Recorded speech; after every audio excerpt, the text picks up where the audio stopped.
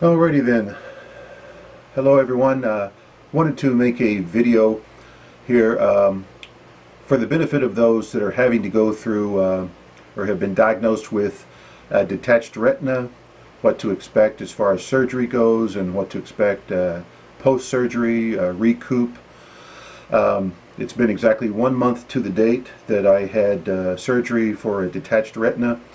Prior to the surgery, what had happened, I had what they call a spontaneous detachment. It wasn't to any blow to the head.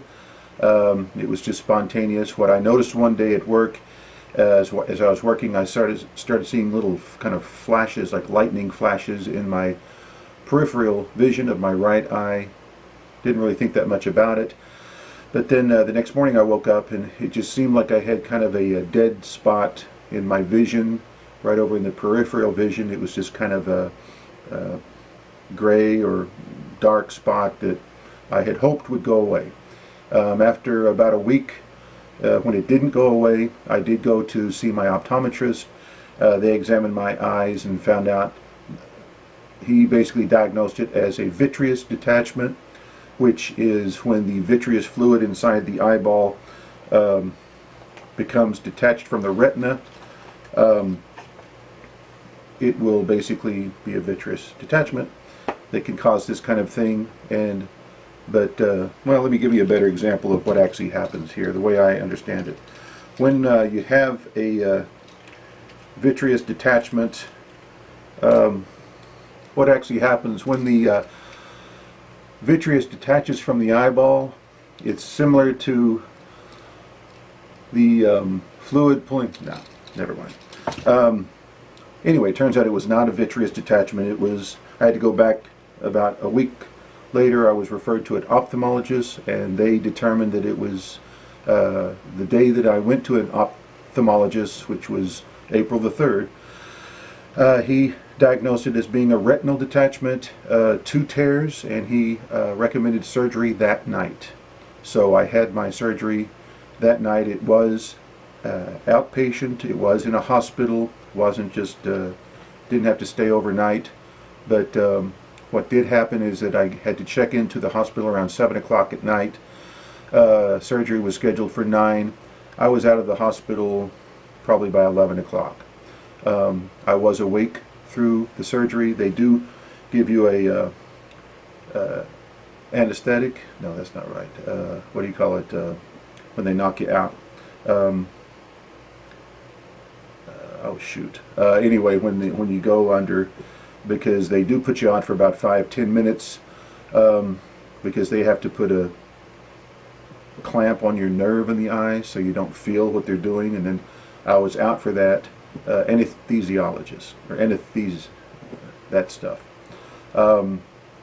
Anesthesia. Anyway, so I was out for about 5-10 minutes. Then I wake up, and there's a sheet over my left eye, and my head's secure, so I can't move around. And I can hear the doctor, and what they had to do in my case was drain the fluid from the eyeball. Then they could reattach the retina.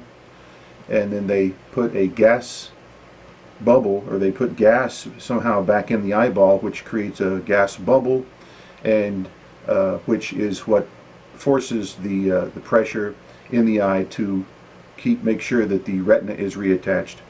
Now, when I went in for my diagnosis, the doctor said it was like a 90 to 95% success rate.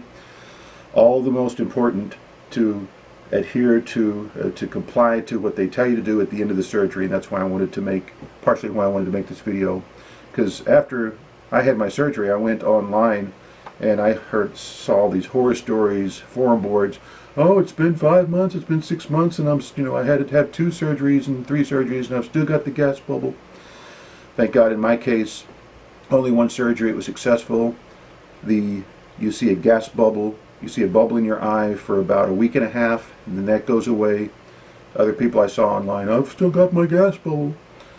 So the importance, if you do have to go through this, to comply to your doctor's recommendations. In my case, after the surgery, I was told to keep my head down for as pretty much all day long and night. I was fortunate because the tear was on the towards my nose side, is what they said, and as long I could lay on my right side to sleep at least, so that the gas bubble does not, when you're on this side, the gas bubble's up here, it puts pressure on the attachment of the retina where the laser surgery was done. And then when you keep your head down, the bubble's in the back of your eyeball. You don't want the bubble to be on your lens of your eye because that can cause a cataract. So all these things, it's important to adhere to what the doctor tells you so that you don't have to go through this again. In my case, it did take about a full 2 weeks after the surgery. I had the first few days couldn't see anything. It was just like a Vaseline smeared mess looking at it. This was in my right eye. Probably 2 or 3 days later, they have you put drops in your eyes. When I was putting the drops in my eyes, I had to have a family member put the drops in because I couldn't see what I was doing. But I noticed when I tilt my head back, you'd see a bubble rolling over the top of your eye. It's kind of weird. And the bubble started off pretty big and then slowly got smaller. But then after a few days, then you start to see the bubble in your eye. It pretty much is just like a round bubble, it looks like, and it looks like water. It doesn't look like gas, but it's just a round water bubble that covers your whole vision and just goes down slowly but surely day by day until, in my case, thank God, it went away completely a week ago last Saturday. So it was probably right around 2.5 weeks from the surgery that I completely got rid of the bubble. But again, the important thing, I wanted to make this as an encouragement. If you're having to go through this, it is something that you can get over pretty quickly. I am wearing glasses now. I was wearing contacts before. I'll probably stay with my glasses. I don't have to, but it's the vision is somewhat worse in my right eye, and I had to get a stronger prescription. But you know, it's better than losing the vision, because if you don't do something about it, if you see a dark spot in your vision, don't put it off. One thing I did find out is if it would have been caught earlier, the way I understand it is if the retina tears away from the retinal wall and the vitreous fluid gets behind that tear, that's when they have to go to the trouble of surgery, drain the fluid out to reattach the retina. If you can catch it early enough, sometimes they can just do laser surgery, reattach the retina without having to go through draining your vitreous fluid out and dealing with the gas bubble. So all the more important when you have something like this, if you start to have vision problems, see your doctor, optometrist, as soon as possible.